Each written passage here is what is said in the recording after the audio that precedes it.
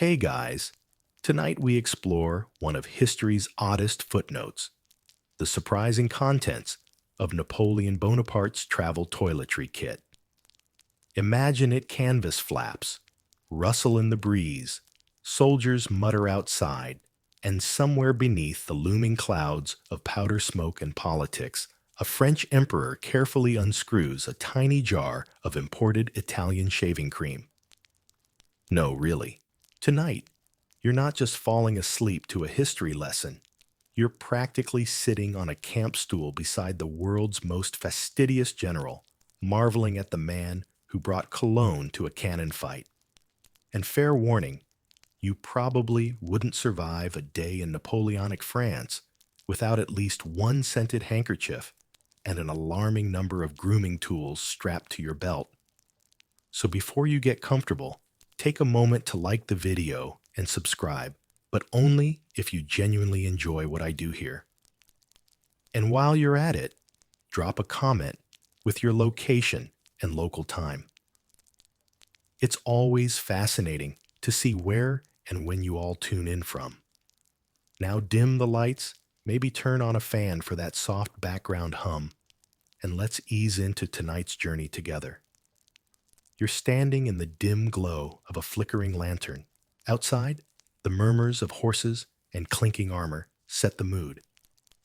But in front of you, nestled inside a polished wood and brass case, no bigger than a sewing box, sits an emperor's private world Napoleon's travel toiletry kit.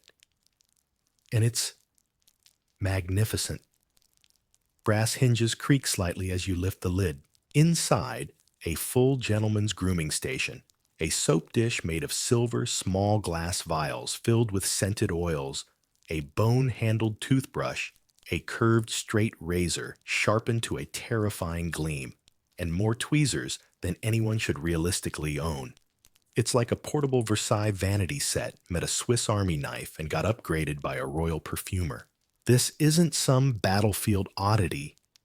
It's an actual item from history known to be with Napoleon during several major campaigns, including his ill-fated Russian adventure. Historians and collectors alike have traced versions of it, with a particularly well-preserved one now sitting in a museum, velvet-lined and faintly smug. And if you're wondering whether Napoleon actually used all this stuff, well, we'll get there. But first, let's just admire the absurdity of the idea a man famous for reshaping Europe pausing to moisturize before a cavalry charge. Let's start with the star of the kit, the colognes. Not one, not two. Napoleon reportedly traveled with up to 60 bottles at a time. 60. Imagine the mule assigned to carry just his eau de toilette. His favorite A-crisp citrus-heavy blend, known as eau de Cologne, based on a formula created in Germany, but soon associated with the French elite. Napoleon was said to use it obsessively. He even rubbed it into his skin hair and occasionally his boots, though that last one is probably apocryphal. Probably. But don't roll your eyes just yet. In the 18th and 19th centuries, perfume wasn't just about smelling fancy, it was a defense mechanism. With limited access to water and fewer social rules around bathing, let's just say, hygiene was relative cologne was your best bet at seeming alive and respectable. For Napoleon, who liked to ride ahead of his men and command attention smelling sharp, was as tactical as flanking a Prussian line.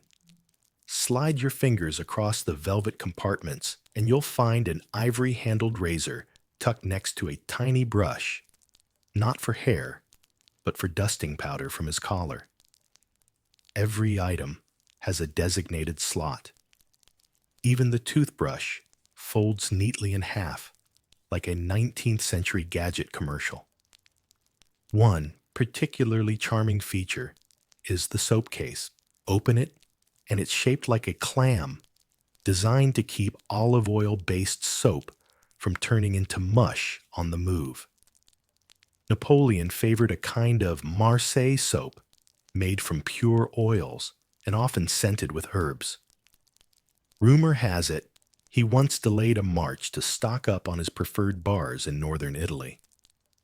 Again, probably apocryphal, but delightful to imagine.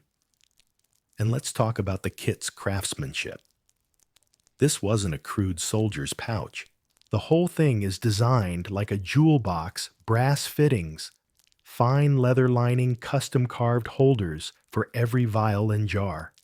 It's the sort of thing that says, I may be about to storm Austria, but I still respect a tidy brow line.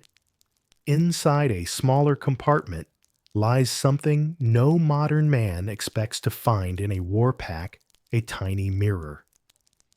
Oval, slightly warped, but essential for shaving or scowling at oneself dramatically. Napoleon was known for his ability to project gravitas. Having a mirror at hand to practice his brooding expressions might not have been a bad idea. Curiously, one version of the kit also included an ear spoon, a narrow, delicate scoop for cleaning the ears, common in elite grooming sets of the time. No Q-tips in 1805, friends. Just brass utensils, tiny towels, and a surprising amount of personal dignity. And here's where it gets weird. A few documented kits include what experts believe may be an early form of a travel bidet. Yes, you read that right. A collapsible metal contraption used for, shall we say, refreshing oneself after answering nature's call. Makes sense. Even emperors have to go. But imagine hauling that thing across a frozen river in Russia. Priorities. Historians still argue whether Napoleon designed the kit himself or whether it was commissioned by one of his tailors or valets. Some claim he insisted on a modular layout for faster packing. Others argue it was mostly decorative, more status symbol than survival tool. Either way, he clearly valued its presence. It's one of the few personal items known to have followed him across multiple countries and campaigns. By the way, if you're imagining something bulky, reset that mental picture. The whole kit was about the size of a modern shoebox, though a very heavy, very expensive one. Think carry-on luggage for a man who dreams in territorial maps and lavender oil. One British observer once scoffed that Napoleon traveled like a duchess and conquered like a demon, which honestly might be the best resume blurb of all time. And behind it, all those colognes, razors, and brushes were part of a larger performance, a way of asserting not just dominance in battle, but dominance over the narrative of his own life. You're still in Napoleon's camp, the morning light just starting to creep through the tent flaps. It's early. The smell of wet earth and stale wood is heavy in the air. Outside, his soldiers are still groaning through their morning routines. But inside, you're witnessing something very different. Napoleon's personal space is serene, almost monastic. The man himself, though, is never one for a lazy start. He's up before the sun. And while his soldiers are scrubbing their faces with muddy water, Napoleon is preparing for battle in a much more luxurious fashion. You can hear the soft click of his razor as it meets the skin, the familiar sound of a straight-edge blade being sharpened. He doesn't even wince. A quiet, almost ritualistic movement. It's said he shaved every morning, even before the most intense military engagements. His mirror reflects not just his face, but his sense of control. His appearance was part of his calculated public persona. The man who conquered Europe also knew the power of a well-groomed chin. Now imagine the whole scene for a moment. Napoleon is standing in front of that delicate handheld mirror, maybe adjusting the collar of his uniform with a touch of precision. There's an odd, disorienting contrast here between the brutal reality of war and the care he took with his image. His officers are all bustling outside preparing for the day's strategy session. But here inside this small tent, the air smells faintly of lavender and citrus. For Napoleon, this is just as important as his maps and battle plans.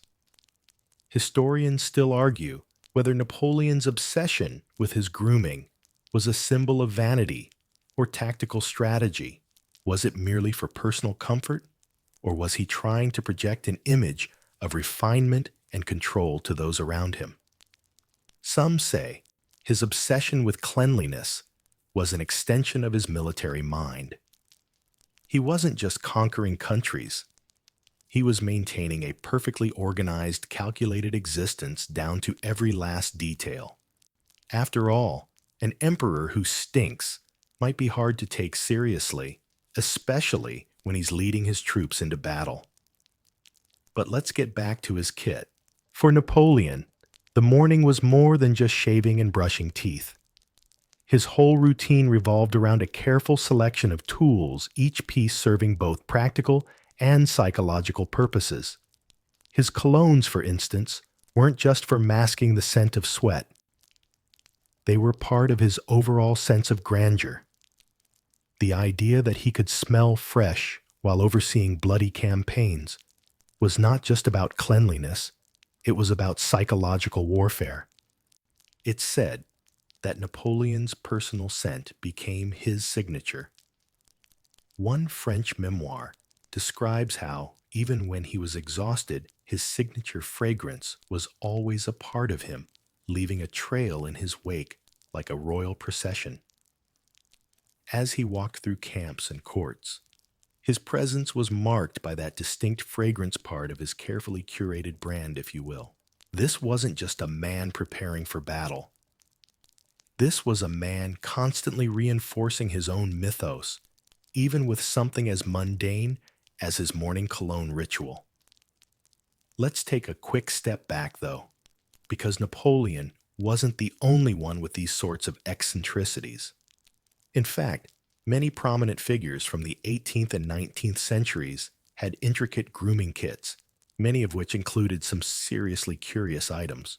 Take, for example, British aristocrats, who sometimes carried entire sets of miniature grooming tools in cases that looked like elegant jewelry boxes. But none of them had the same style, the same level of refinement that Napoleon insisted on. And that's because Napoleon, whether intentionally or not, used his kit as an instrument of power. Consider the fact that when he set out on a campaign, he wasn't just traveling with an army. He was traveling with an entourage, with servants and aides whose sole purpose was to maintain his comfort and his appearance. This entourage was essentially his mobile court, and Napoleon's grooming ritual, while seemingly trivial, was part of his reign, even in the midst of military campaigns. His morning routine was a performance for those around him, a reminder that he was the emperor, that he was in control, and that the chaos of war couldn't touch the carefully maintained image of power he had built. Historians still debate whether this obsession with cleanliness made him a more effective leader. Did his attention to detail and personal grooming reflect his larger organizational genius, or was it just a vanity project? Some argue that this was a form of self-care, that by maintaining his image he gave himself the confidence needed to lead. Others contend that it was a mask, a way to distract from his deeper insecurities. But whatever the reason, it's clear that Napoleon's toiletries kit was more than just an accessory, it was an integral part of his identity. And it wasn't just the fancy razors or elegant soap that mattered. It was the fact that they were always there, always a part of his routine, no matter where he was. Napoleon's grooming kit served as a reminder of his status, of his carefully curated image, even when he was in the middle of a battlefield. And now imagine this: you're one of Napoleon's aides, witnessing this daily ritual up close. As the world outside rumbles with the noise of soldiers preparing for the day's march, you're watching Napoleon's expression shift in the mirror. his lips curling into a small, imperceptible smile. It's not because he's pleased with how he looks, though he certainly is. It's because he knows the power of the image he's projecting. For Napoleon, a well-groomed face was a symbol of order. A neat uniform was a symbol of control. Now that we've seen how Napoleon approached the morning with the same military precision he applied to his campaigns, let's take a deeper look at one of his most prized items, his soap. Yes, soap. You might think it's a simple necessity, but for Napoleon, it was much more than that. It was luxury culture and an almost obsessive form of self-preservation, all rolled into one. The soap Napoleon favored was not just any bar of lye and fat, it was olive oil soap, specifically from the Mediterranean region. Marseille, France, to be exact. For centuries, this soap had been famed for its quality created through a meticulous process that involved mixing olive oil with lye. The result was a bar of soap that was gentle on the skin, effective at cleaning, and perhaps most importantly, for Napoleon, luxurious in a way that symbolized French refinement. In fact, Napoleon's obsession with this soap was well known. He took great care to ensure that his supply was always available even when he was deep in foreign territories. One of his aides once wrote that Napoleon refused to use anything but the finest Marseille soap, insisting that it was the only thing that could keep him looking presentable for his military strategy meetings. When you're the man in charge of Europe, apparently it's more important to smell good than to risk a rash. This particular soap was so valuable to him that it was rumored he had secret stashes of it in multiple locations, sometimes hidden in his baggage, sometimes tucked inside his officers' tents. At one point, during his invasion of Egypt, Napoleon even delayed a crucial battle simply to ensure that he had enough of his beloved soap for the campaign. It might seem a little excessive, but then again, Napoleon was a man who knew how to make an impression. And nothing made an impression quite like a clean, fresh-smelling emperor. Historians still argue whether his obsession with cleanliness was more than just an eccentricity, whether it reflected a deeper fear of losing his composure. Was it a mere matter of habit, or was it part of his attempt to maintain an unshakable public image? There's no denying that Napoleon's appearance was carefully curated, but was his obsession with soap really just about vanity, or was it about control? You see, for Napoleon, looking good wasn't just about impressing others. It was about staying mentally sharp and emotionally resilient. Think about it. The act of washing your face with a smooth bar of soap, the scent of the oil, the coolness of the water against your skin. These are small, sensory moments that can ground a person in the middle of chaos. Napoleon, with his constant campaigns, constant political machinations, needed to feel composed and in control, even when everything around him was falling apart. In many ways, his soap was his anchor. It wasn't just about hygiene, it was about ritual. It's easy to dismiss these small details as frivolous, but when you zoom out, you see that they were deeply intertwined with his sense of identity. A man who could command armies needed to have some semblance of control over his own body, over the small acts that made him feel human amidst the wars and politics. Now, you might be wondering, did Napoleon ever pause to reflect on how absurd it all was? How strange it must have been to carry around an entire kit of luxury toiletries while thousands of soldiers were slogging through mud dirt and sickness just a few miles away. The answer probably is no. Napoleon was too focused on his grand designs, on building an empire, to think too much about the disparity between his luxurious habits and the realities of the men fighting in his name. That said, some of his contemporaries certainly noticed. British spies who followed Napoleon's every move were often struck by his carefully curated image.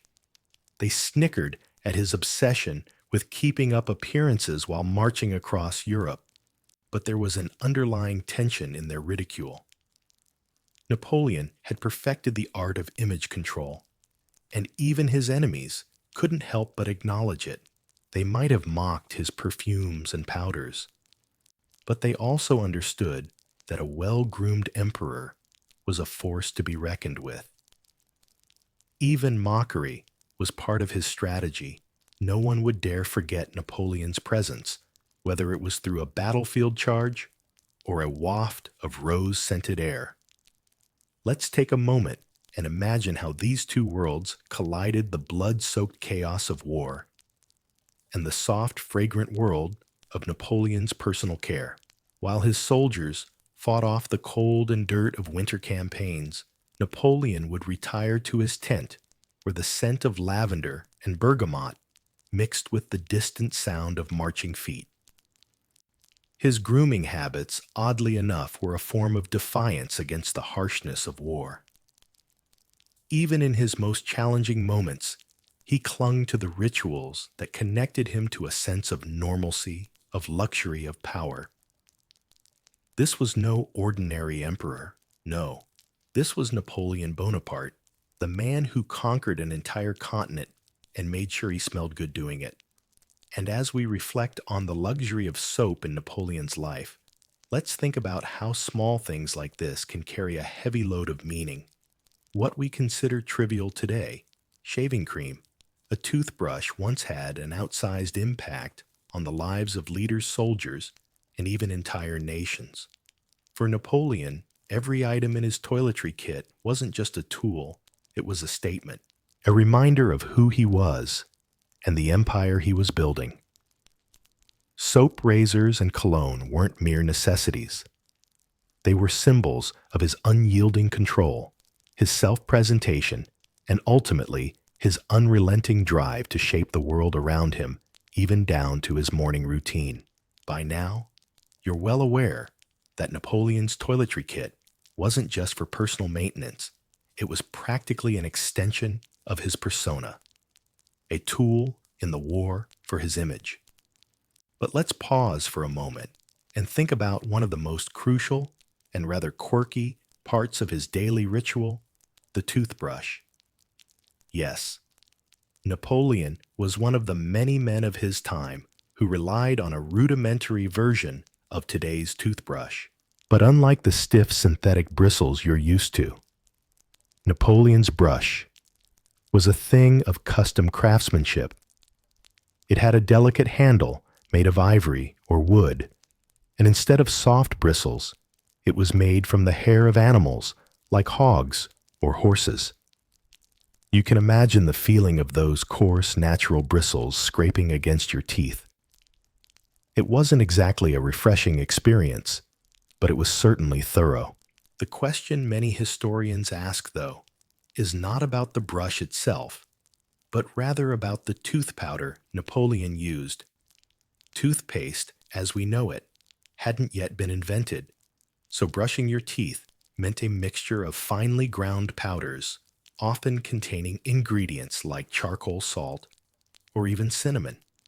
In Napoleon's case, his tooth powder was reportedly a concoction of finely ground cinnamon and other spices, which he would rub directly into his teeth. Historians still debate whether Napoleon actually preferred the taste or whether he was simply trying to mask the odors of a battle-worn mouth. And let's be clear, his teeth were not exactly the picture of health. Napoleon reportedly suffered from dental issues throughout his life, likely due to poor hygiene practices, the lack of modern dental care, and perhaps the occasional hard bite of a piece of bread too tough for his sensitive teeth.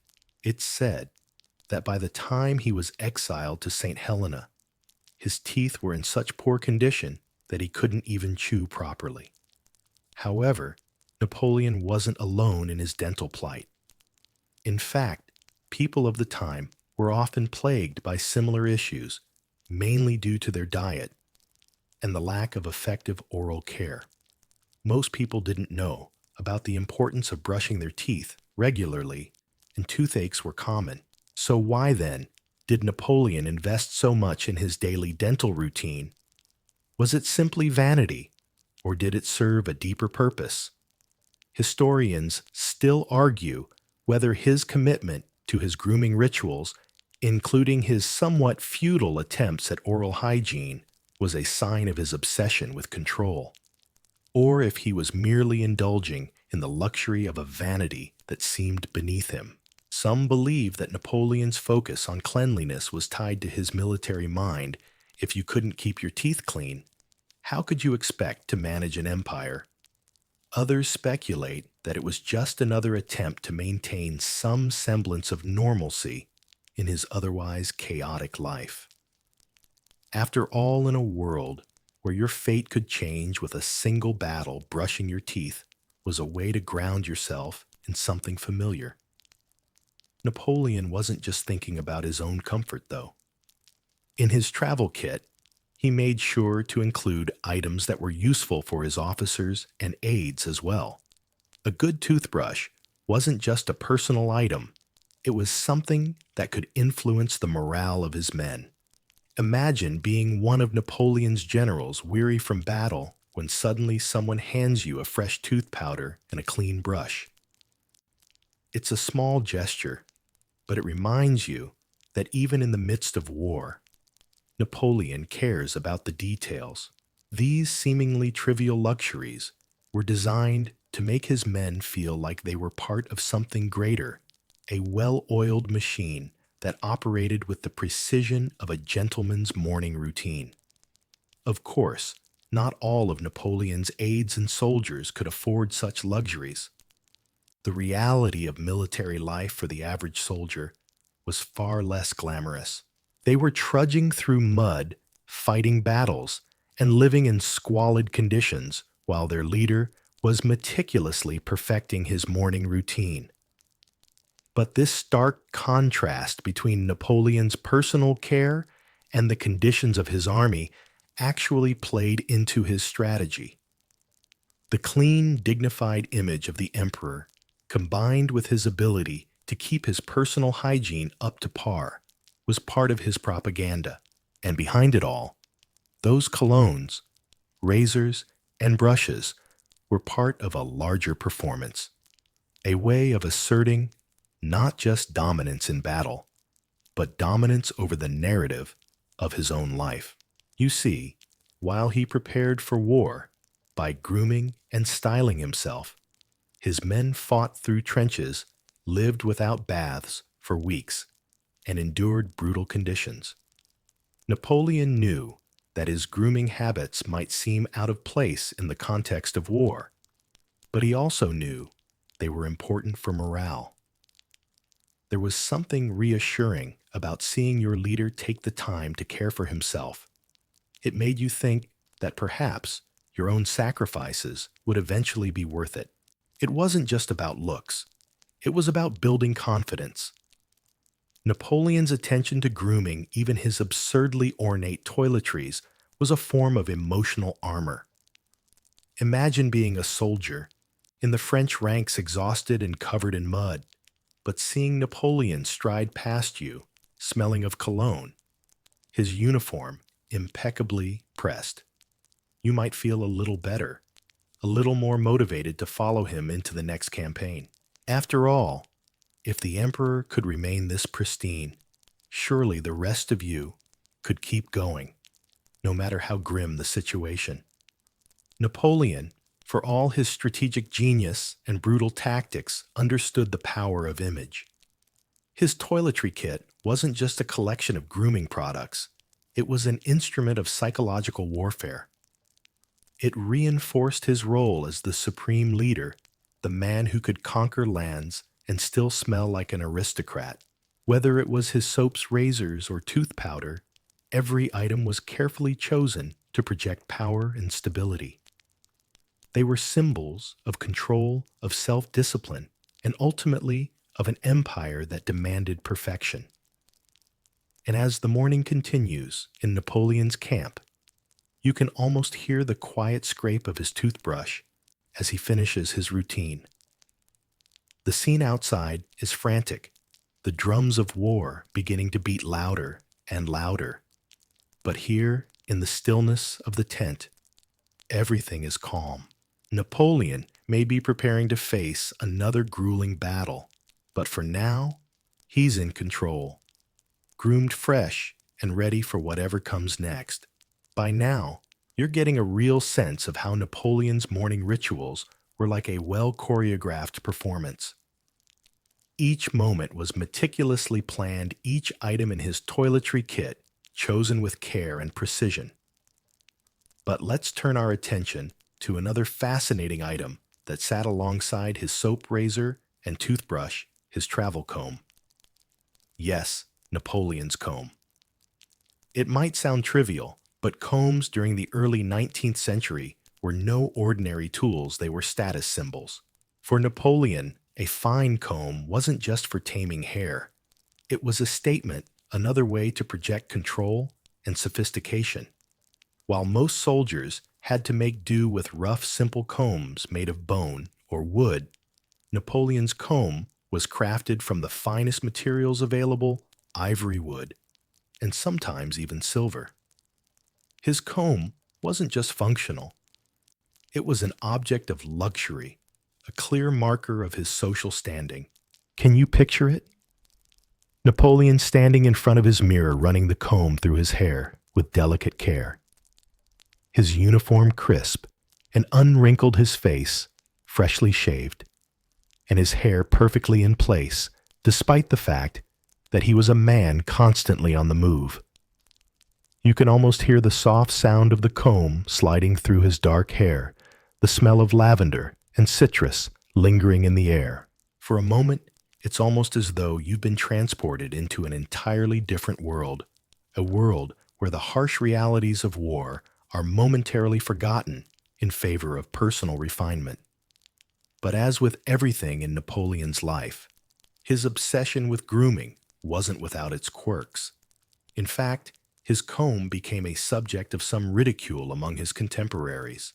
British soldiers, for example, couldn't quite understand why Napoleon would go to such lengths to maintain his appearance while leading an army in the trenches.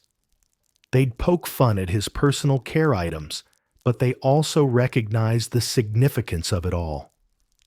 In some ways, Napoleon's meticulous grooming served as a psychological tactic, reminding his soldiers that their leader was above the grime and chaos of war.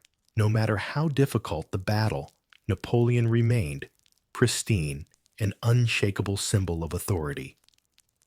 Historians still debate whether Napoleon's obsession with grooming was purely for vanity or whether it was an extension of his military discipline.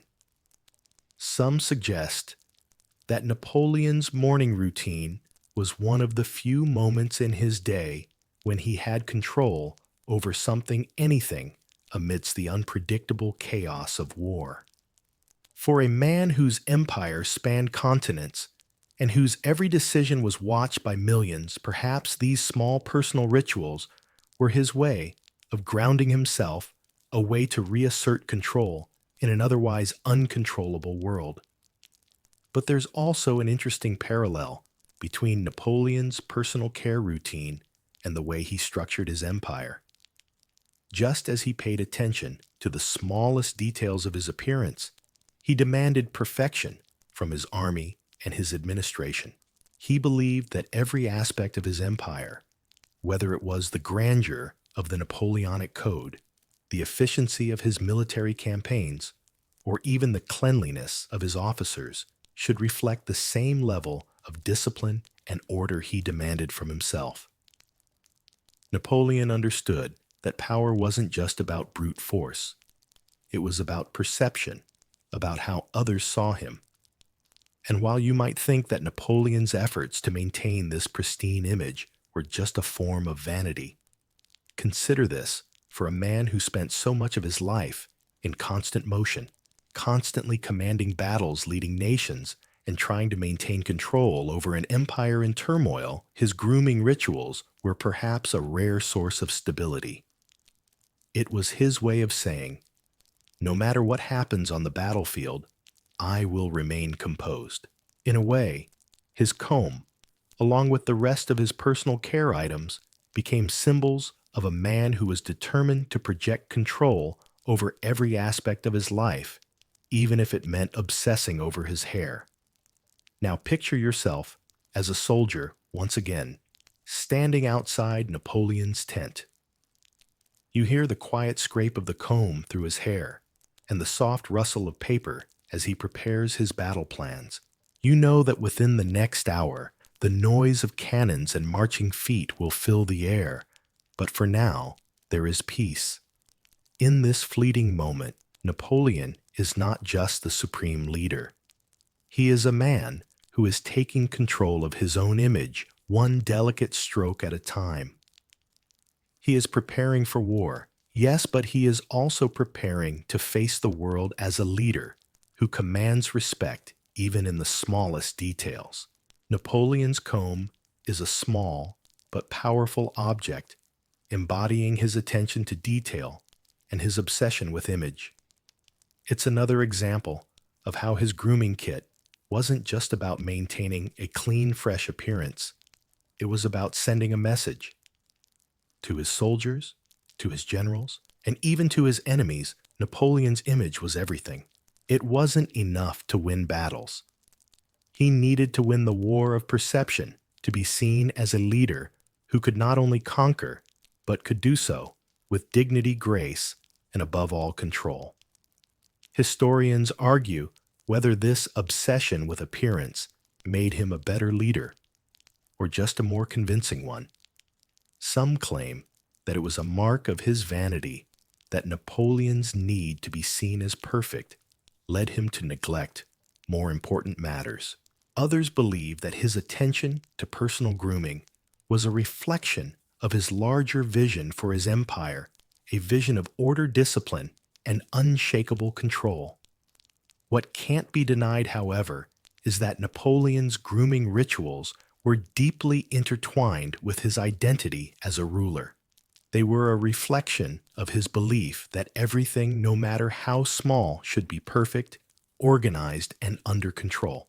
And so, as you stand outside Napoleon's tent, waiting for the inevitable call to arms, you can't help but marvel at the contrast between the man who will soon lead an army into battle and the man who, for a few quiet moments, is carefully combing his hair. This juxtaposition, the chaos of war and the order of personal ritual, was at the heart of Napoleon's approach to leadership. It was, in a way, the same philosophy he applied to his empire, structured, disciplined, and unyielding. And perhaps in the end, that's what made him the powerful leader he was. As we continue this fascinating journey through Napoleon's daily life, there's one more essential item in his travel toiletry kit that we need to talk about: the razor. While it might seem like a mundane part of his morning routine, Napoleon's razor was in fact another symbol of his obsession with precision, control, and of course appearance. After all, what good is a perfectly combed head of hair if your face is covered in stubble? Razor blades, in Napoleon's time, were a far cry from the modern disposable razors we use today.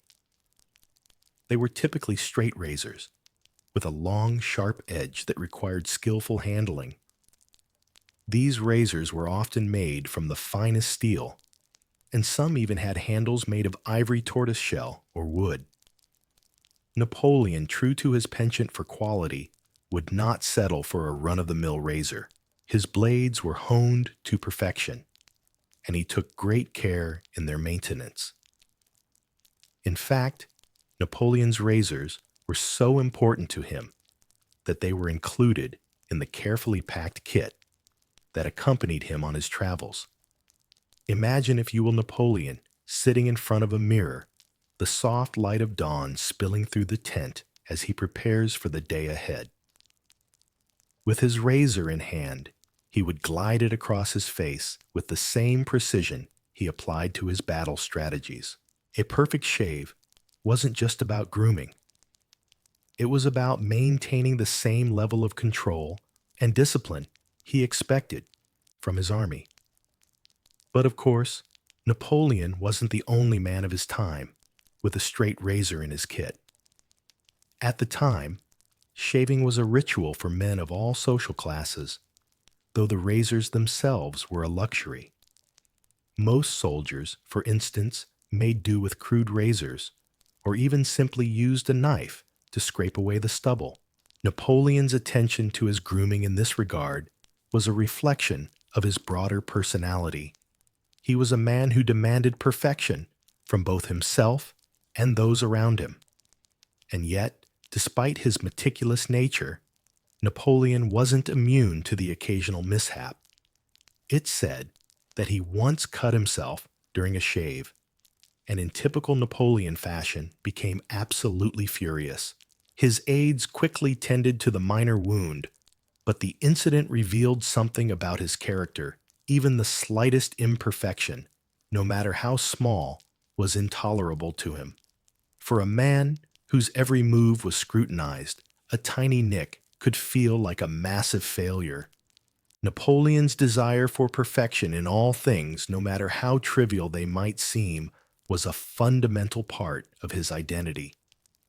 A man who was constantly on the world stage could not afford to show even the slightest flaw. Historians still debate whether Napoleon's obsession with his appearance, his grooming rituals, and his need for perfection was indicative of a deep insecurity or a strategic tool for control. Some suggest that his meticulous care was a way of compensating for a perceived physical weakness. After all, Napoleon was famously shorter than many of his contemporaries. But others argue that this attention to detail was simply a manifestation of his larger philosophy of leadership. For Napoleon, nothing was ever truly done unless it was done to perfection. His razors, his soap, his comb, they were tools not just for personal care, but for maintaining the image of an infallible leader. And there's something almost comical about the contrast between Napoleon's personal care routine and the chaos of the battlefield.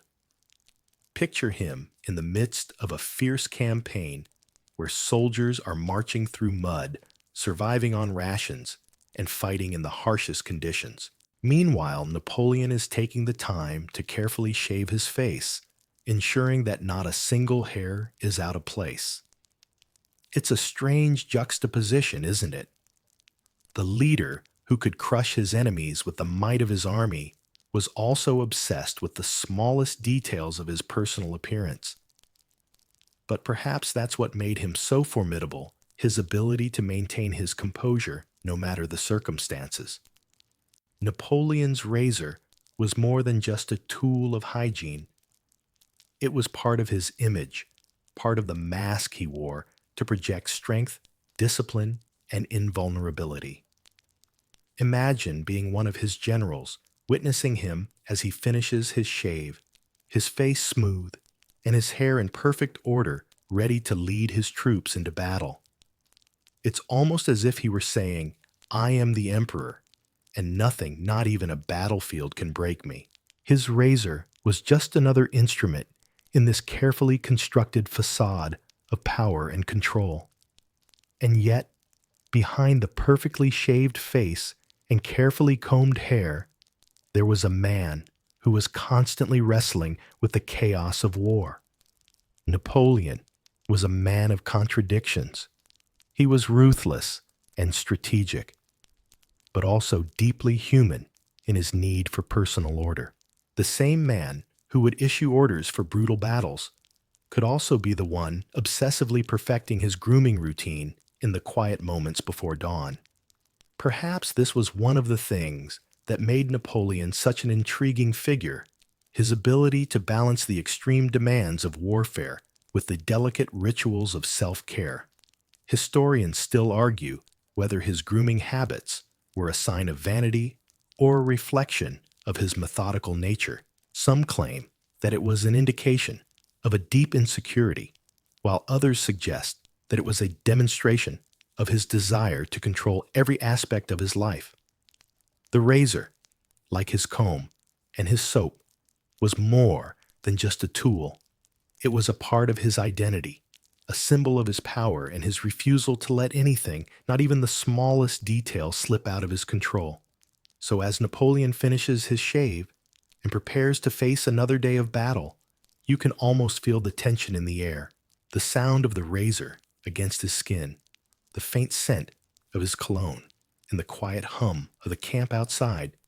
It's a strange, serene moment before the storm of war. And in that moment, you realize that for Napoleon, every detail mattered. Every ritual was part of his grand strategy. Every stroke of the razor was another step toward projecting the image of the invincible emperor, the man who would never be undone, not even by something as trivial as a nick on the face. Napoleon's obsession with control didn't end with his grooming routine, and as we turn our attention to the next item in his travel kit, we encounter something just as symbolic as his razor, a bottle of perfume. Yes, Napoleon was known to carry his favorite scent, which would waft through his tents and across battlefields, mingling with the unmistakable smells of gunpowder sweat and horse manure. In a world filled with the harsh odors of war, the sweet floral fragrance of Napoleon's cologne was a subtle but powerful statement. It was, after all, another tool in the carefully constructed image of the immaculate emperor. Perfume in Napoleon's time wasn't just a luxury, it was a necessity. For one, hygiene wasn't quite what it is today, and many soldiers, Napoleon included, weren't exactly bathing regularly. So perfume helped to mask the stench that clung to soldiers' uniforms and bodies. Napoleon's choice of fragrance was a blend of floral notes, most notably lavender, mixed with other delicate ingredients. He would carry small vials of it, ensuring that even on the move, his personal scent remained ever present. Can you imagine it now? There's Napoleon in the middle of a battle camp, his officers gathered around him, plotting strategies. The air is thick with tension, the ground beneath your feet a muddy mess from the rain. But amid all that, there's a faint hint of lavender. It's an oddly comforting thought, isn't it? Amid the chaos and the noise of the battlefield, the man in charge smells like something far gentler, far more refined. For all the brutal realities of war, Napoleon was determined to maintain a sense of personal luxury and elegance, even if only for himself. Historians are divided on why Napoleon was so dedicated to his cologne. Some suggest that it was simply a matter of maintaining his reputation as a ruler of sophistication, someone who could navigate the delicate social rituals of aristocratic courts while simultaneously conquering nations. Others argue that it was more about control, much like his grooming habits. His scent was another way to ensure he remained untouchable, almost otherworldly, amidst the mud and blood of the battlefield.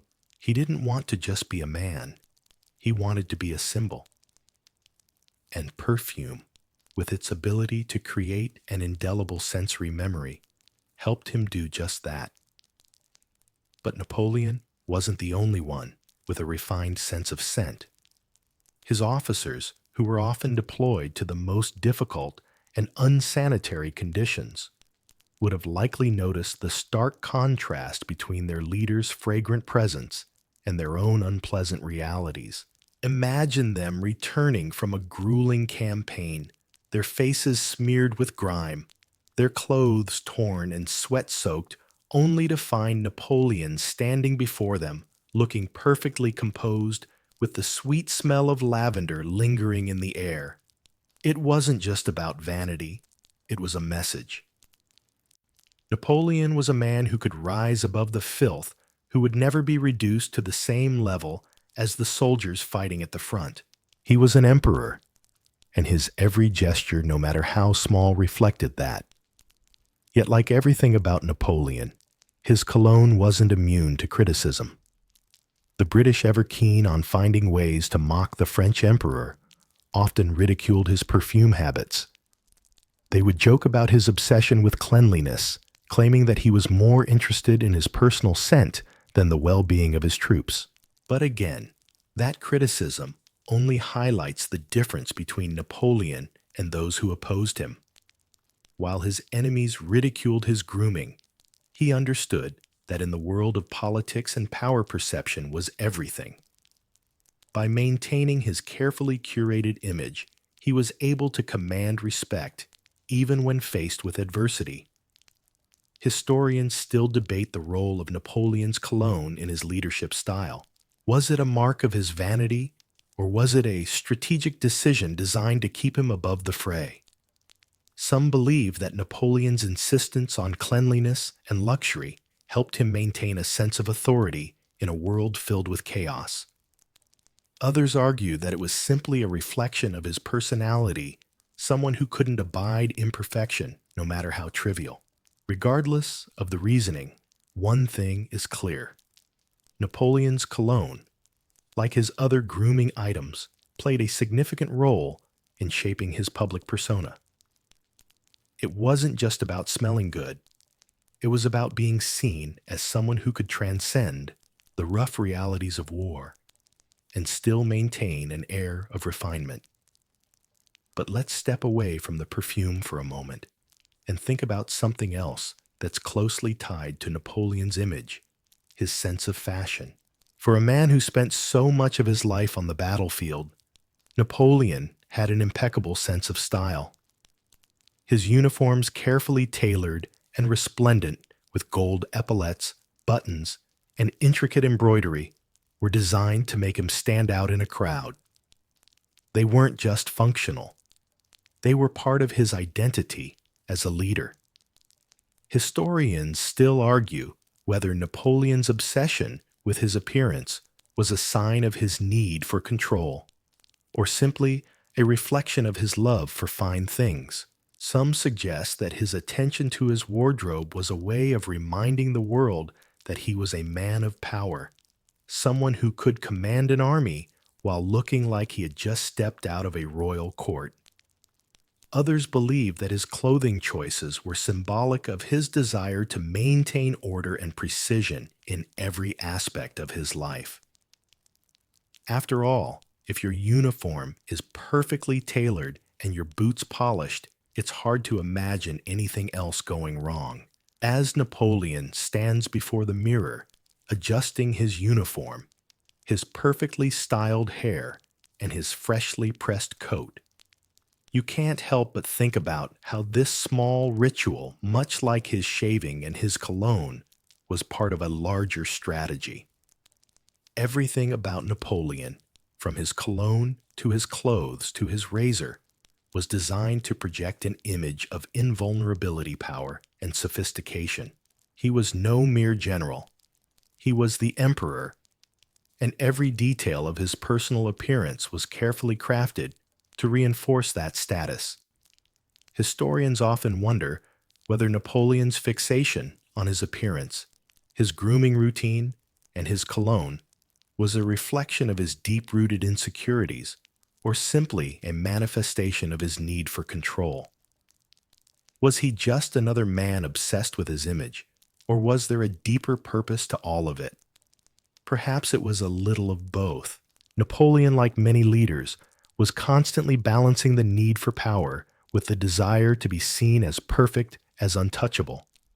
And perhaps, in that delicate balance, we see the true nature of his leadership, a man who understood that how you are perceived can sometimes be just as important as what you do.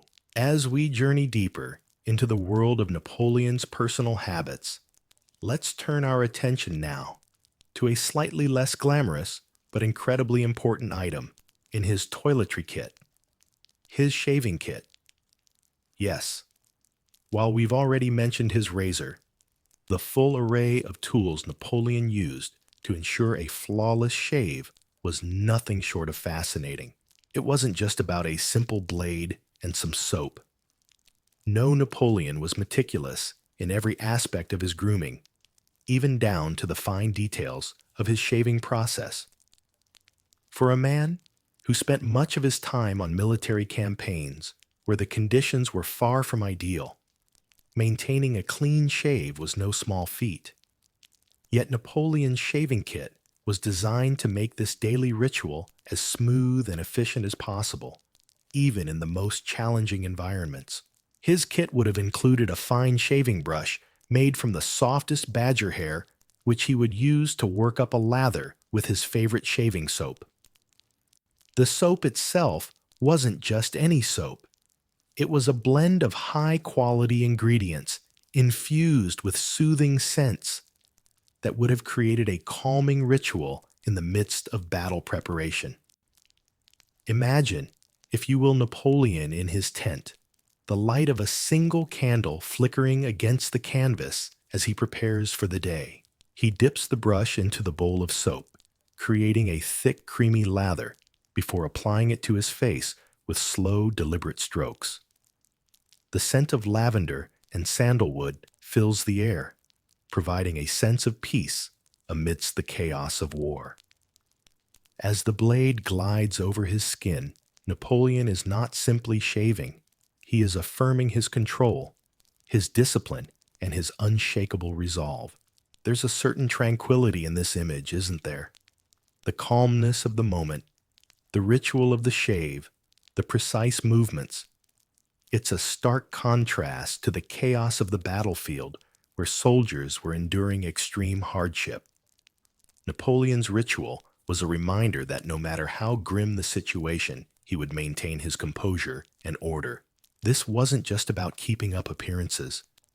It was about reinforcing the image of a man who could master not only the grandiose aspects of war, but also the small, intimate moments of daily life. But as with all things Napoleon, there's more to the story than just a simple shave. Napoleon's daily grooming habits, including his shaving routine, were often a source of fascination and at times ridicule among those who observed him.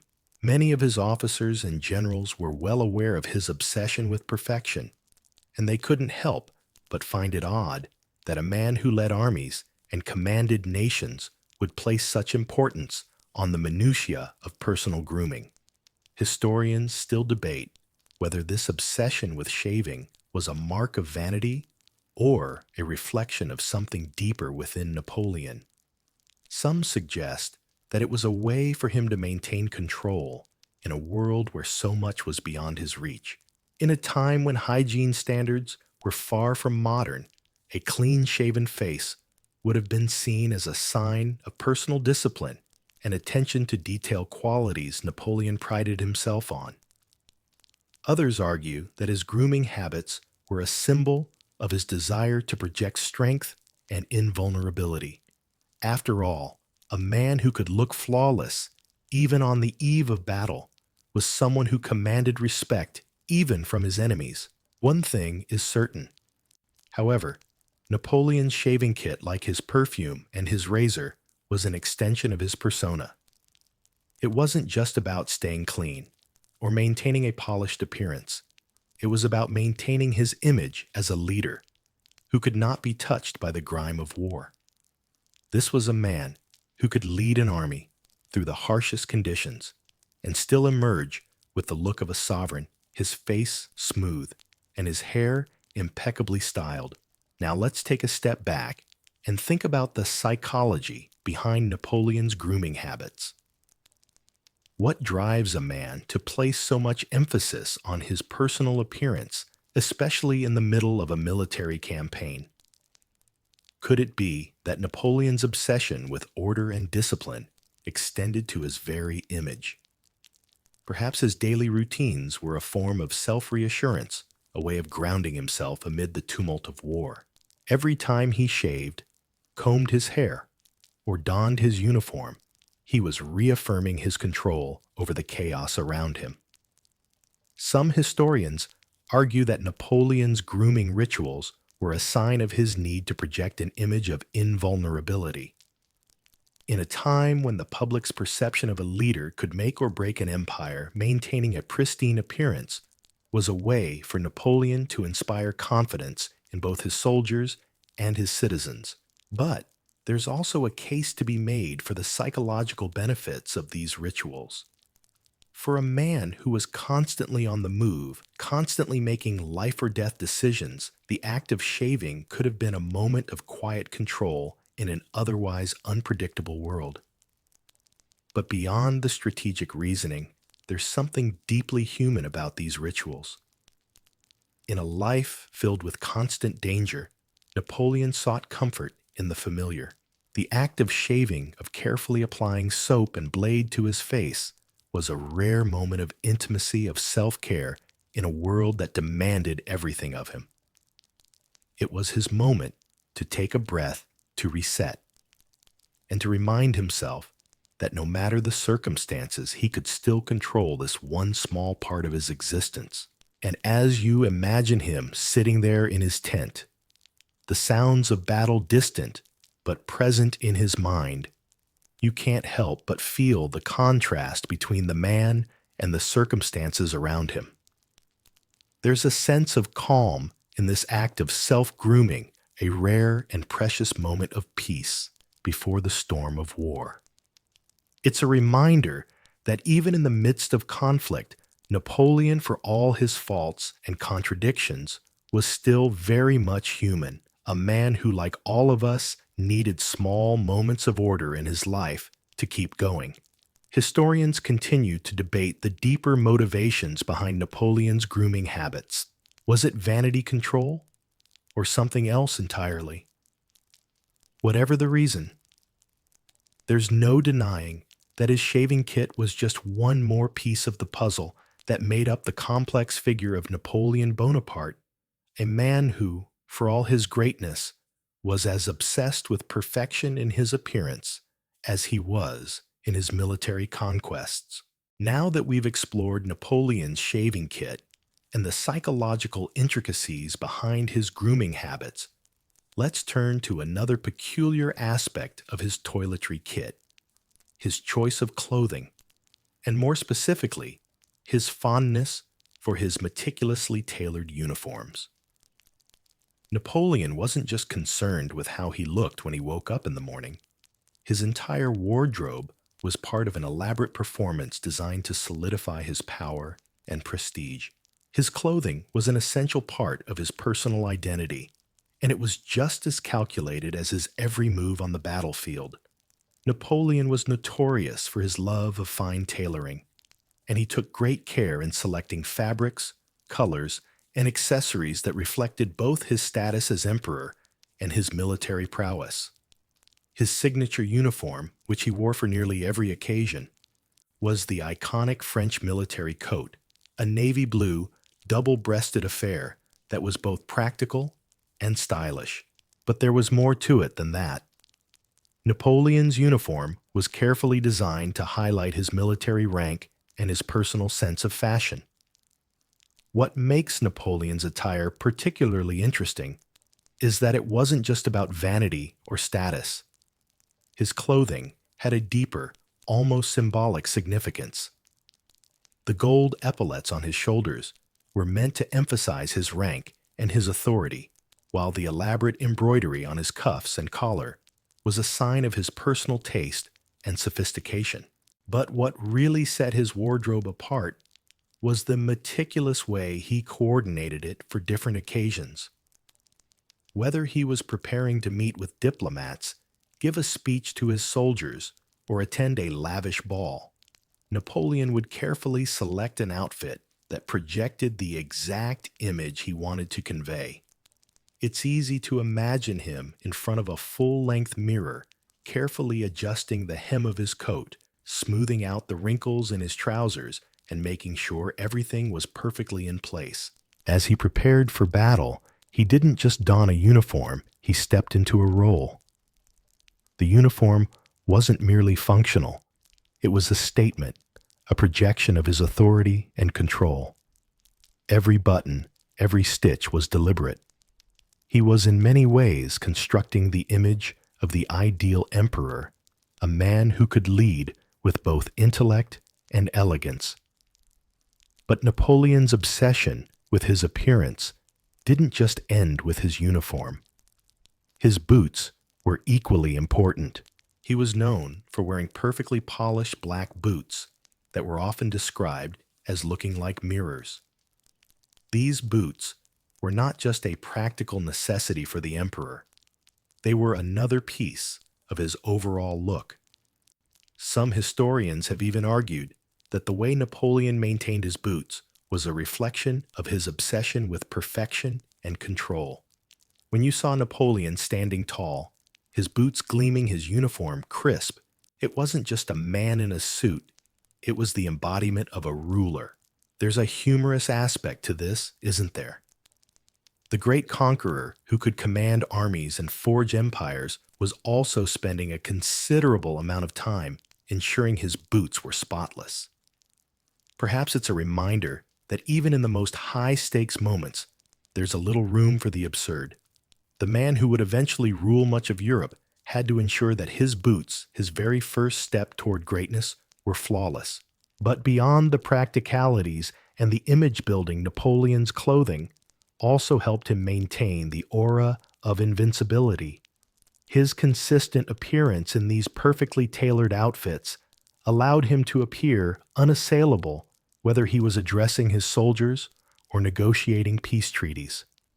By controlling his image, he was able to control how others saw him, an emperor, not only in power, but in appearance. His wardrobe gave him the ability to project confidence and stability qualities that would have been essential to maintain the loyalty of both his soldiers and his citizens. Historians still argue whether Napoleon's obsession with his image was a sign of his deep-rooted insecurities or a tactical decision to reinforce his authority. There's evidence to suggest that Napoleon was well aware of the power of visual presentation. In fact, many of his portraits and statues were specifically designed to portray him in a heroic, larger-than-life manner. The carefully selected poses, the statuesque physique, the strong jawline, all of it was meant to create an image of invulnerability. The same could be said for his uniforms. Just as he would carefully strategize the battles he fought, he planned his wardrobe with the same precision. Yet the irony of this obsession is that Napoleon's image wasn't always the heroic figure he wished to project. His relentless attention to detail, to his clothing, his razor, his boots, everything he could control, was in some ways an attempt to compensate for the elements of his empire that he couldn't control. His military campaigns, despite his genius, often ended in failure, and his attention to his appearance may have been a way of masking that reality. Perhaps in the face of loss, the perfectly tailored uniform was one of the few things Napoleon could cling to. As you imagine Napoleon now standing in front of a mirror with the golden epaulets on his shoulders and his polished boots reflecting the candlelight, you can't help but wonder how he felt. Was he truly confident in his appearance, or was it a facade, a shield to protect himself from the turmoil that would come later in his life? Napoleon, despite his greatness, was still a man prone to the same doubts and insecurities as anyone else. His clothing and grooming rituals might have been his way of asserting control in an unpredictable world. Or perhaps they were a way of convincing himself that he was, in fact, above it all. What's most fascinating is that in the end, Napoleon's obsession with his appearance might have played a role in his downfall. The emperor, who prided himself on his flawless image, would eventually see that very image crumble. The battles he fought, the empires he built, and the wardrobe he curated all seemed to collapse in a single fateful moment. But before that, in the fleeting hours before battle or before public appearances, Napoleon's clothing served as a reminder of his power, his mastery of his image, and his relentless desire to remain untouchable. Historians, of course, still debate the true motivations behind Napoleon's attention to his wardrobe. Was it a sign of vanity insecurity, or an astute political strategy? Whatever the reason, his clothing and his personal appearance were undeniably part of his larger-than-life persona. They were a visual representation of his control and authority, until of course they weren't.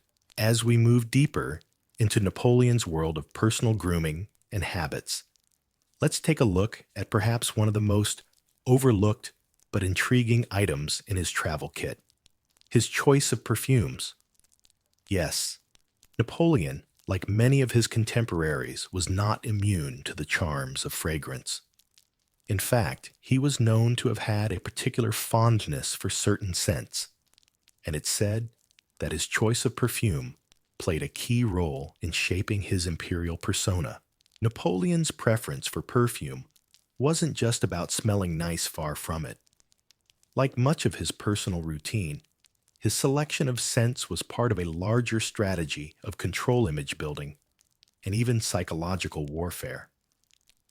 Historians still debate the significance of scent in Napoleon's life, but many believe that his use of perfume was closely tied to his need to cultivate a certain image, both for himself and for others.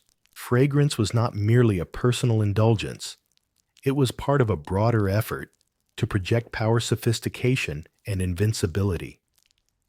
Among the perfumes he was known to favor was a scent called eau de cologne, a fragrance that at the time was popular among European aristocracy. Eau de cologne was a light citrusy fragrance with hints of lavender, rosemary, and neroli. The fresh and invigorating scent would have been a stark contrast to the heavy, often oppressive smells of military encampments. Just imagine Napoleon standing tall in his uniform, the scent of citrus and flowers mingling with the leather of his boots and the iron of his sword. It was a way to maintain his imperial elegance even when surrounded by the grime and dust of war. But what makes Napoleon's perfume selection so interesting is not just his taste for fine scents, but the way he used them to his advantage. It's said that Napoleon would often wear these perfumes before important meetings, speeches, or battles, creating an aura around him that was both commanding and subtly reassuring. A person's scent can influence how they are perceived, and Napoleon, ever the tactician, understood the psychological power of smell. In his mind, the right fragrance could serve as a signal of authority and confidence, a reminder to his soldiers and his enemies alike that he was a man in control. There's something oddly soothing about the idea of Napoleon, in the midst of all his campaigns and military conquests, taking a moment to apply his favorite fragrance. It's a small act of self-care in an otherwise chaotic existence. The application of perfume wasn't just about making a good impression. It was a personal ritual, one that for a moment allowed Napoleon to feel a sense of control over his environment. In a world of war where everything was in constant flux, the smell of perfume might have been one of the few constants in his life. Interestingly, Napoleon's preference for eau de cologne wasn't just about luxury, it also had practical implications. During long military campaigns, hygiene could be a real challenge, with soldiers and officers alike enduring harsh conditions that made personal cleanliness difficult to maintain. Eau de cologne, with its refreshing properties, was believed to have some mild antiseptic qualities, making it a useful item in Napoleon's travel kit. The perfume would not only mask unpleasant odors, but also provide a brief respite from the physical discomforts of military life. After all, in the midst of the dust and fatigue of war, a simple spritz of cologne could offer a momentary escape. Historians are divided over whether Napoleon's use of perfumes was purely practical or whether it was a more calculated effort to maintain his regal persona.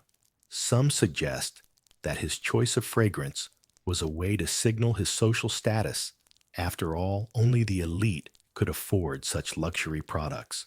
Others argue that Napoleon's use of scent was a form of psychological manipulation designed to reinforce his image as an invincible ruler even in the face of adversity. Yet the more you think about it, the more it becomes clear that Napoleon's obsession with his appearance, his uniform, his razor, his boots, and yes, even his perfume, was a way for him to maintain a sense of order and discipline in a world that was often unpredictable.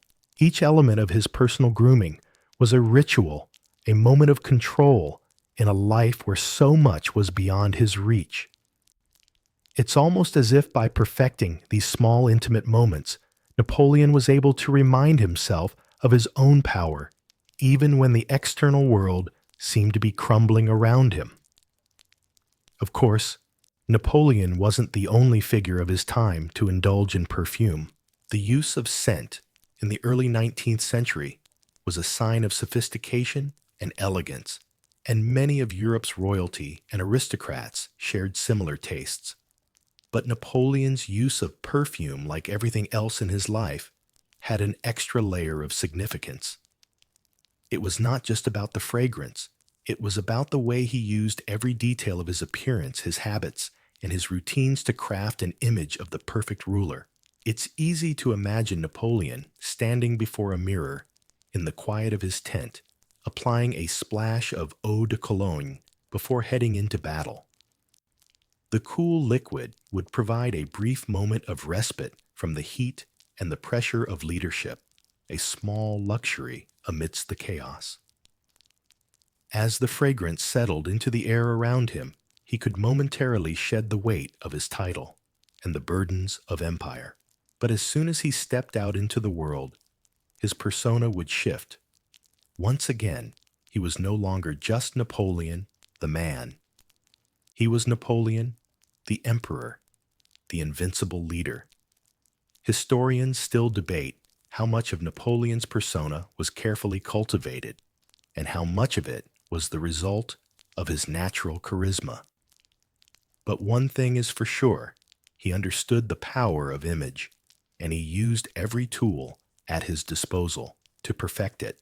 Whether it was the uniform, the razor, the boots, or the perfume, Napoleon knew how to project an aura of invincibility. It's almost as if, through his attention to every detail of his appearance, he was attempting to control the narrative of his own life. Of course, we know that Napoleon's reign didn't last forever. His empire, despite his best efforts, eventually crumbled, and his carefully constructed image began to fade. But for a brief moment in history, Napoleon was the embodiment of power and control. His uniforms sharp, his boots polished, and his fragrance fresh and commanding. These small details, seemingly trivial in the grand scheme of history, played an integral role in shaping the legacy of one of the most influential figures in world history. Now let's take a step back from the perfumes and polished boots to look at a lesser-known but equally fascinating aspect of Napoleon's personal habits, his sleeping routines. While we've already seen how meticulous Napoleon was about his grooming and appearance, it turns out he was just as calculated when it came to his rest. And perhaps this is where we find another subtle glimpse into his personality, the great leader who was both a master of the battlefield and a master of his own sleep. Napoleon's sleep habits are the subject of much debate among historians, as his routines were far from typical. While most people at the time adhered to a somewhat rigid sleep schedule, Napoleon was known for his erratic sleeping patterns. He often slept only 4 or 5 hours a night, claiming that 6 hours of sleep for a man, 7 for a woman, and 8 for a fool. It's said that he believed sleep was an inefficient use of time, which is rather ironic considering how much time he spent planning his wars, overseeing his empire, and managing his personal appearance. But that's Napoleon, for you always seeking to maximize every moment. Historians still argue about the validity of this claim. Some believe that his tendency to cut his sleep short was a reflection of his desire to push himself beyond normal human limits. Napoleon was a man of relentless ambition, and it's easy to see how his sleep deprivation could be part of that obsession with control. The more time he stayed awake, the more he could accomplish, or so he thought. Others, however, suggest that Napoleon's sleep patterns may have been a sign of deeper psychological issues. There are theories that his irregular sleep schedule was a result of stress or anxiety, something we can't ignore when considering the constant pressure he was under as emperor. We often think of rulers as figures of immense power, but behind the curtains of imperial splendor, they were often plagued by doubts and fears. Napoleon, too, was no exception to this. The pressures of war leadership and maintaining an empire must have weighed heavily on him. Could his erratic sleeping habits have been his way of coping with the overwhelming stresses of his life? What's even more curious is how Napoleon would sleep when he did manage to rest. For a man who was constantly on the move, his sleeping arrangements were surprisingly simple. He was known to travel with a small portable bed that could be set up in his tent or even in the back of his carriage. Unlike some of his royal counterparts, who were accustomed to luxurious, ornately furnished beds, Napoleon favored simplicity. His bed was practical, compact, easy to assemble, and perhaps most importantly, comfortable enough to allow him to recharge after a long day of conquest. It's interesting to think about Napoleon, the great military commander, reclining on such a modest bed after a day spent leading armies and making critical decisions. Perhaps it was his way of maintaining a sense of humility, or maybe it was just another manifestation of his need for efficiency. Why waste time on an extravagant bed when he could rest just as well in a simpler one? But let's not be too quick to assume that Napoleon's sleep was always uninterrupted. While he may have minimized his sleeping hours, he wasn't immune to the challenges of insomnia. There are accounts that suggest Napoleon often struggled with restlessness, especially during times of intense stress. It's said that he would sometimes lie awake for hours, unable to drift off, his mind racing with thoughts of war and politics.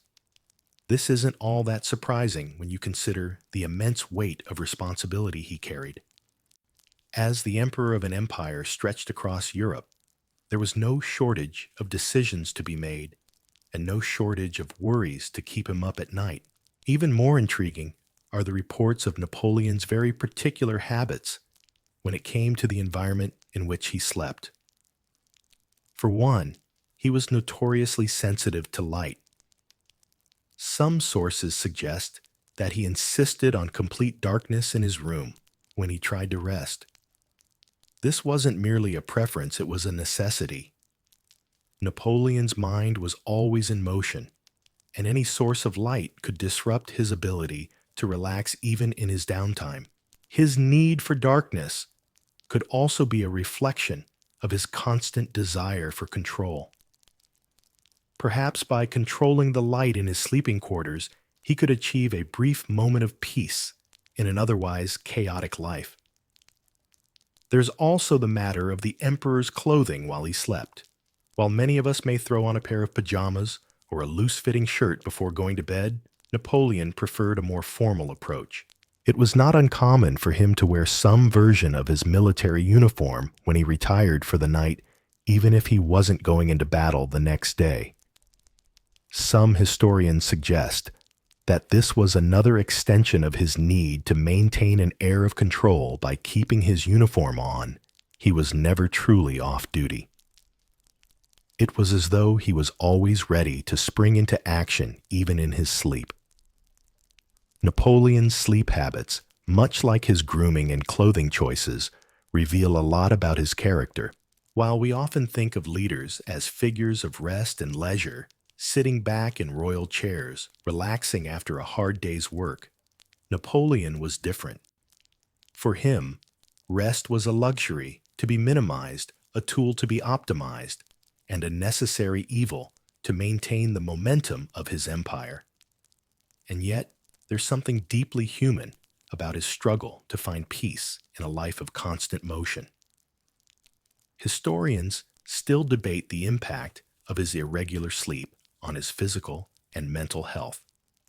Some argue that the lack of sleep contributed to his eventual downfall, as it likely exacerbated the stress and exhaustion that accompanied his campaigns.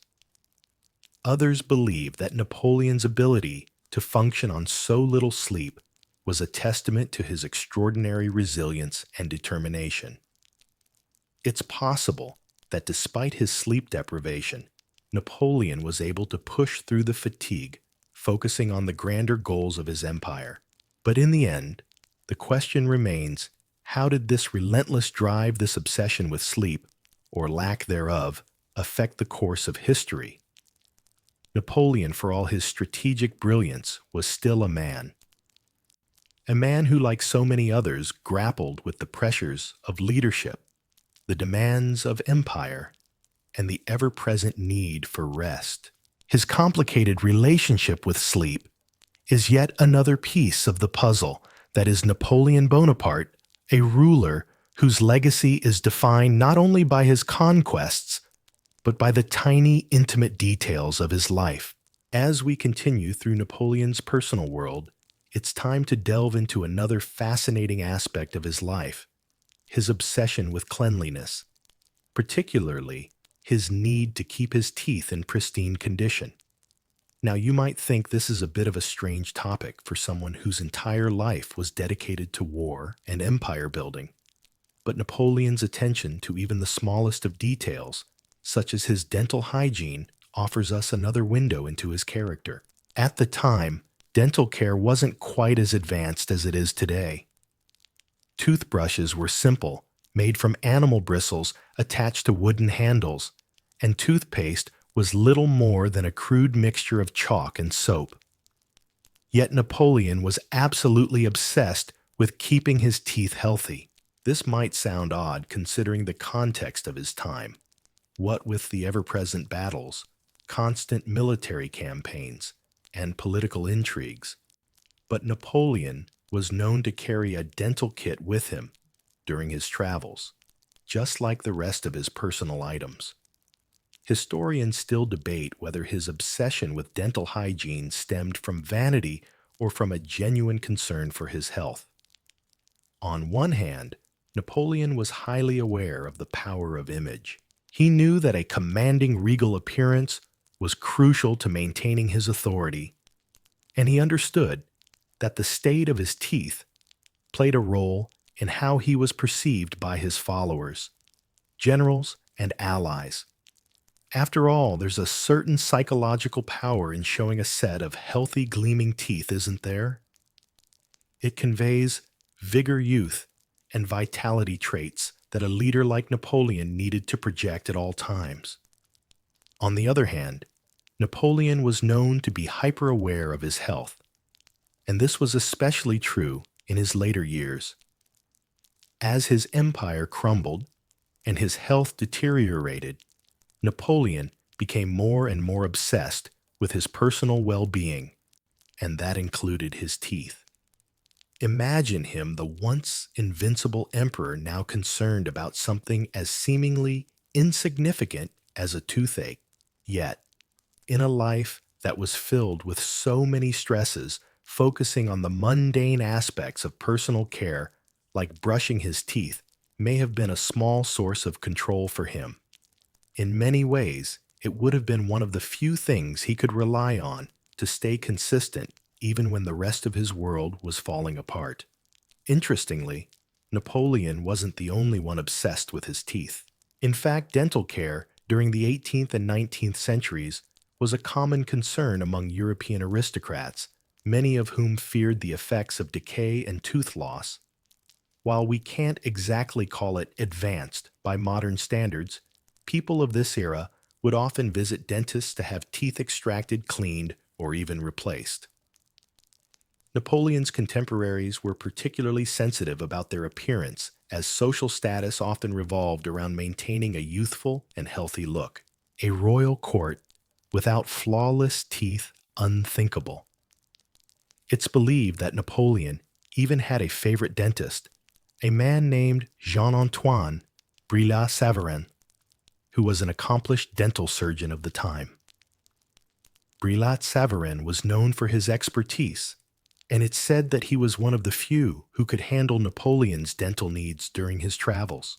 In fact, Napoleon was so particular about his dental care that he would often request specialized tools or methods to keep his teeth in top condition. Now you might be wondering, what exactly did Napoleon's dental kit consist of? Well, it's said that his travel kit included all sorts of items to ensure his teeth remained healthy. There were brushes, of course, but also powders and pastes designed to cleanse and polish his teeth. There were even tiny ornate tools that looked almost like miniature versions of modern-day dental instruments. Imagine Napoleon carefully brushing his teeth after a long day of meetings, looking at himself in the mirror as he tried to maintain his composure despite the chaos around him.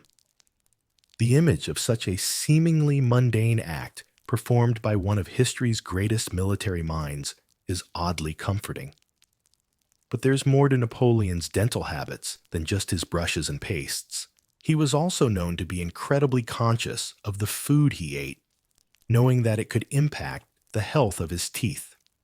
He was a fan of French cuisine, of course, but he would often avoid overly sugary foods that could contribute to decay. While sweets were certainly available to him, he preferred simpler, more practical meals that wouldn't harm his teeth. It's fascinating to think that in a world where wars were being fought and empires were being built, the emperor was also worrying about his molars. In fact, there's even a story that Napoleon, while exiled on the island of St. Helena, refused to let anyone near his dental kit. He had become so attached to it that he treated it as an essential part of his personal care. There was a certain comfort in knowing that no matter where he was, no matter what his situation was, he could still brush his teeth as if everything were normal. It was one of the few things that remained under his control in a life that had slipped away from him. The obsession with dental care might seem trivial, but it underscores a larger truth about Napoleon. He was a man obsessed with order structure and control traits that helped him rise to the top of the political and military world. But even in his later years, when he was no longer the emperor of Europe, Napoleon clung to these rituals. He maintained an image of power even in exile. His focus on the little things like his teeth showed that no matter what happened to him, he could still hold on to something. Historians often debate whether Napoleon's obsession with his appearance and health had any bearing on his eventual fall. Some argue that his inability to relax and take care of himself contributed to his physical and mental decline. Others claim that these rituals, these small moments of personal control, were actually what kept him going through the most difficult times of his life. And perhaps in the end, it was this very attention to detail that allowed Napoleon to remain relevant in history. In a way, Napoleon's dental habits were more than just a quirky detail about his personality. They were a reflection of his approach to life. Everything had to be meticulously managed, no matter how small or seemingly insignificant. It was this obsessive drive that helped him achieve greatness, and it was this same drive that followed him all the way to his final days on St. Helena. So as you imagine Napoleon with his immaculate uniform, his neatly brushed teeth, and his carefully packed toiletry kit, take a moment to appreciate the bizarre and oddly comforting rituals of one of history's most fascinating figures. Now that we've explored Napoleon's obsession with cleanliness and personal care, let's shift gears and examine one of the most peculiar and downright quirky aspects of his character: his profound relationship with his hat. Yes, you heard that right. Napoleon's hat. More specifically, his iconic bicorn hat has become an indelible part of his legacy. If you've ever seen a painting or a statue of Napoleon, chances are he's wearing that famous hat. But what's the story behind it? And why was Napoleon so attached to it? For many years, Napoleon's bicorn hat has been symbolically tied to his identity. While most people think of him as a towering figure of military genius, the image of the short, commanding man, with his hand tucked inside his coat and his hat perched at a rakish angle, is often what comes to mind first. This image has become so ingrained in popular culture that it's hard to imagine Napoleon without his hat. But the truth is, the hat wasn't just a fashion statement, it was deeply personal to him. Historians still argue whether Napoleon's attachment to his hat was purely a matter of style, or if it represented something deeper, perhaps a symbol of his imperial power. The bicorn hat was not an uncommon accessory for military leaders of the time, but Napoleon took it to another level. He wore it not just during battles, but also during state functions, public appearances, and even while relaxing. For him, the hat was more than a piece of clothing. It was a part of his identity. There are many theories about why Napoleon was so attached to this particular hat. Some historians believe that it was simply a matter of practicality. Napoleon, as a military leader, needed a hat that would be functional and at the same time represent his status. The bicorn was practical because it provided shade from the sun, a necessary feature for long hours spent outside during military campaigns. In this sense, the hat was more than just an accessory. It was a piece of equipment that could serve a very real purpose in the harsh environments of the battlefield. But then there's the theory that Napoleon's attachment to the hat had more to do with its symbolism. The bicorn hat was worn by other military leaders of the time, but Napoleon made it uniquely his own. He wore it at a very specific angle, cocked to one side perched above his head, in such a way that it exuded confidence and authority. It became an emblem of his power. This was no ordinary hat. It was the hat of an emperor. It was a symbol of his reign, his military conquests, and his control over both his appearance and the world around him.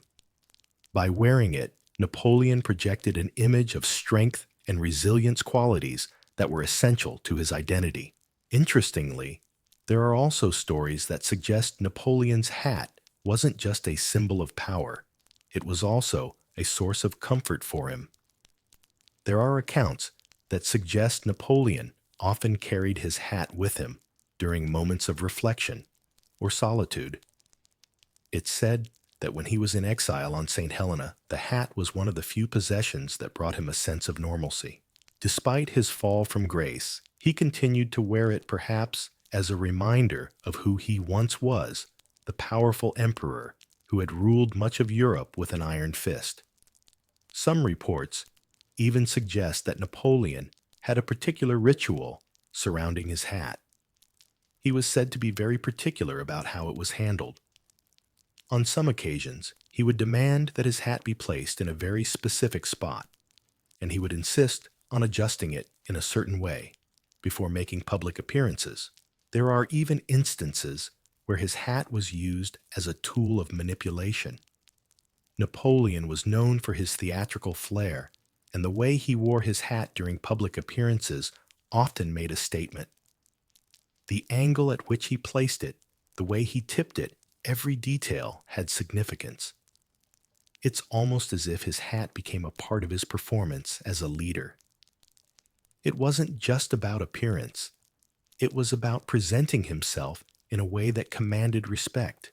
The bicorn hat has also entered the realm of mythology surrounding Napoleon. Over the years, there have been many legends about the hat, most of which play into the idea of Napoleon as a larger-than-life figure. Some stories suggest that the hat itself had almost mystical powers, somehow embodying the essence of Napoleon's military genius. Others argue that the hat was a symbol of his connection to the people, that by wearing it, he could maintain a sense of authority even when faced with defeat. The reality, however, is likely more grounded in practicality and symbolism than in mysticism. But for many, the hat remains an iconic part of his legacy. It's also worth noting that Napoleon's hat wasn't just any old piece of headwear. The bicorn hat was expensive and made from high-quality materials. Napoleon had several of these hats made throughout his life, and each one was designed to fit him perfectly. It was a custom-made accessory, much like the tailored uniforms he wore, and it carried the weight of his identity as much as his clothes or his military regalia. The hat wasn't just something he threw on casually. It was part of the ritual of preparing himself for his public life, much like the careful attention he paid to his appearance in general. Napoleon's hat didn't just stay with him, its legacy lived on. After his death, his hat became one of the most sought-after historical artifacts. Collectors and historians alike clamored for a piece of history, and the bicorn hat quickly became a symbol of his rule, his genius, and his ultimate downfall.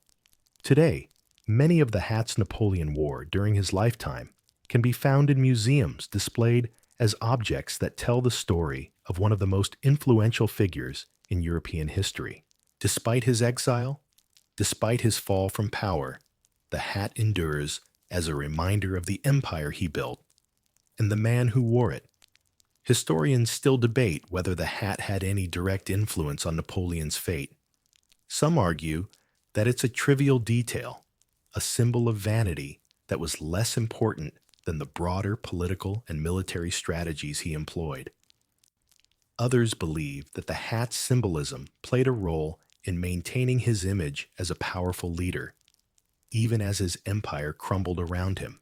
Whatever the case may be, the bicorn hat remains inextricably linked to the legacy of Napoleon, reminding us that even the smallest, most personal details can shape the way history remembers us.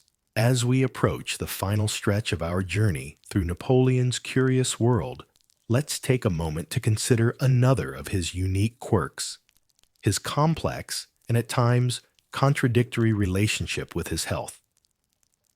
We've touched on his obsession with his dental care, but Napoleon's health was a much broader topic of concern throughout his life. Despite being a man of tremendous physical and mental resilience, he was notoriously preoccupied with his well-being, especially in his later years. It's well known that Napoleon was a workaholic. His schedule was packed to the brim with meetings, military campaigns, and the relentless demands of running an empire. But even in the midst of this whirlwind, he found time to obsess over his health. There's a fascinating paradox here. While Napoleon was renowned for his ability to push through exhaustion, illness, and injury during his campaigns, he was also meticulous about his health when it came to other areas of his life. Napoleon's health issues were not a secret. He experienced numerous ailments throughout his life, from frequent stomach problems to bouts of depression. The most well-documented of his health issues, however, were the chronic stomach pains that plagued him, especially in his later years. These stomach issues became so pronounced that some have suggested they were directly linked to his eventual death. Historians still debate what caused these pains. Some believe they were a symptom of a stomach ulcer, while others suggest that Napoleon may have suffered from chronic gastritis or even cancer. But whatever the cause, it's clear that Napoleon was often in considerable discomfort. Historians still argue about whether his chronic stomach pain played a role in his decision-making during his later years. Some suggest that it made him irritable and contributed to his poor judgment, especially during his final days on the island of St. Helena. His health was certainly deteriorating, and many of his contemporaries reported that he seemed less energetic and more withdrawn during his exile. Could it be that Napoleon, in his obsession with maintaining control over his empire, ignored his health in the end? Perhaps his determination to maintain his strength and vitality led him to downplay the severity of his ailments. After all, admitting to weakness would have been tantamount to admitting defeat. But even while grappling with health issues, Napoleon was known to keep up with the latest medical trends of the time. He had personal physicians and was often in communication with doctors who provided him with the most current treatments. For instance, during his exile on St. Helena, Napoleon was prescribed various tonics and potions to improve his health. Some of these were herbal remedies, while others were more experimental, reflecting the medical practices of the early 19th century. But even then, Napoleon's relationship with these treatments was, well, let's say it was a bit complicated. One of the most curious episodes in Napoleon's health saga occurred when he was introduced to a treatment known as bathing in medicinal mud. This was a popular remedy in Europe at the time, believed to cure all manner of ailments from joint pain to digestive issues. Napoleon, ever the skeptic, was initially hesitant about trying such a strange treatment, but as his health continued to deteriorate, he reluctantly agreed. Imagine the scene: Napoleon, Emperor of the French, who once conquered nearly all of Europe, now finding himself submerged in mud baths on a small remote island in the South Atlantic. It's a strange image, isn't it? Yet there's something oddly human about it. Here's a man who had once commanded armies, now desperately searching for any remedy that could offer him some relief from the physical and emotional toll of his life. There's also the story of his fondness for a particular herbal remedy that was meant to ease his stomach pain. Napoleon reportedly took this concoction regularly during his exile, and he even believed it to be one of the few things that helped soothe his discomfort. The remedy, made from a blend of herbs, was said to have calming properties, and Napoleon swore by its effectiveness. It's curious, though, that despite all his military genius and strategic prowess, he was still dependent on such simple natural remedies. It's almost as if at the end of his empire-building career, Napoleon was reduced to relying on things that were out of his control, remedies, time, and fate itself. Interestingly, his relationship with food was also tied to his health concerns. Napoleon was known for his love of fine dining, but he was also incredibly careful about what he ate. Despite his occasional indulgences, he was often quite disciplined when it came to his diet. One of the most surprising facts about Napoleon's eating habits is that he preferred a relatively simple, almost austere diet. He enjoyed French cuisine, of course, but he tended to favor simpler dishes that were easy on his stomach. For someone who ruled an empire and was constantly on the move, it's fascinating to think that he found comfort in modest meals. This was a man who could order the execution of hundreds, but when it came to his food, he leaned toward the simple and the soothing. It's almost as though the simple pleasures of life were the only things that could provide him with any semblance of stability in an otherwise chaotic existence. Napoleon's health wasn't just a personal matter. It had political ramifications as well. As his health deteriorated, so did his ability to lead and inspire his troops. This slow physical decline was evident to many, including those who were closest to him. The loss of vitality, coupled with his growing paranoia and mood swings, caused a shift in the way people viewed him. What was once a symbol of unstoppable force and military genius now seemed more fragile and vulnerable. Some historians suggest that this decline contributed to Napoleon's eventual downfall. Perhaps if he had been in better health, he might have been able to make better decisions during his later campaigns. Or perhaps the toll of his earlier triumphs, both physical and mental, was simply too much to overcome. As we reflect on Napoleon's health, it's clear that his obsession with control extended to every area of his life, including his physical well-being. Whether he was obsessing over his teeth, his diet, or his experimental health treatments, Napoleon's need to maintain control was ever present. It's almost as though, by obsessing over his body, he was trying to maintain the same level of power over his own life that he had once wielded over entire nations. And perhaps in the end, this need for control was what led to his downfall. As powerful as he was on the battlefield, there was one thing he couldn't conquer: the inevitable decline of his own health. As we draw near to the end of our exploration into the peculiarities of Napoleon's life, let's take a moment to reflect on the place he holds in history. Despite all of his eccentricities, his personal habits, and his sometimes odd obsessions, Napoleon Bonaparte remains one of the most influential figures of the 19th century. His legacy is still felt today in everything from military tactics to modern politics, and his life continues to fascinate people all over the world. By the time he was exiled to St. Helena, Napoleon was no longer the mighty emperor who had once ruled over most of Europe. He was a man broken by years of warfare, personal loss, and the relentless toll of his own health problems.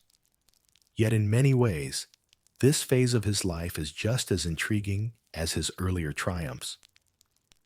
His time on the island, isolated from the world he had once conquered, was marked by a strange mixture of nostalgia, defiance, and resignation.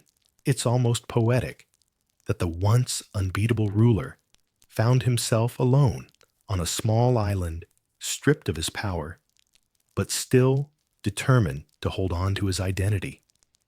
Napoleon's days on St. Helena were a far cry from the grand palaces and battlefields where he had once stood victorious. Instead of commanding armies or holding court, he spent his time pacing the grounds of his exile, dictating his memoirs, and worrying over his health. The grandeur of his earlier life had been replaced by an almost obsessive focus on the smallest details of his existence: his health, his routine, and even his possessions. It's said that he was particularly fond of a few personal items, such as the chair he sat in while writing, and the various mementos he kept from his past life. These objects served as the last remnants of the empire he had once ruled, and they helped him hold on to his sense of self as he faced the inevitable end. Historians still debate what Napoleon's final years meant in the larger context of his life. Some view them as a tragic epilogue to his grand story, a testament to the fallibility of even the greatest leaders. Others, however, argue that these years were a reflection of his resilience and his unwillingness to surrender entirely to his fate. Despite being in exile, Napoleon never truly gave up. He spent his days writing letters, talking with his companions, and even playing games to pass the time. There's something oddly comforting in this image. Napoleon, once a figure of immense power, now reduced to a man trying to hold on to his past while preparing for the future that he knew was inevitable. And so we come to the end of our journey through the curious case of Napoleon Bonaparte's life, his eccentricities, and his strange habits. We've seen how his obsession with order and control manifested in everything from his carefully crafted appearances to his unique relationship with his personal items. Napoleon's world was one of contrasts. He was a man of great power and influence, yet one who also had moments of vulnerability, reflection, and almost comical attention to detail. It's this blend of strength and fragility that makes him such a fascinating figure to study. Napoleon's story is not just one of military conquest and political maneuvering, but also one of personal quirks, habits, and the human side of history. As you drift off to sleep tonight, perhaps you'll find comfort in the thought that even the most powerful figures in history were in the end just like the rest of us. They had their peculiarities, their fears, and their moments of doubt. Napoleon, in his final years, may have been far from the man who once struck fear into the hearts of Europe's kings and queens, but his journey was no less remarkable. In the quiet, peaceful surroundings of St. Helena, Napoleon continued to write his own history, even as his empire had crumbled. With this, our exploration of Napoleon's curious journey comes to an end. As you relax, feel free to think on the strange twists of fate that brought a man once at the helm of Europe to such a quiet, isolated end. And as you drift deeper into sleep, perhaps the legacy of Napoleon Bonaparte will settle into the quiet folds of your dreams, a reminder that history is never just about the great events and battles, but also about the little, often unexpected details that make up a life.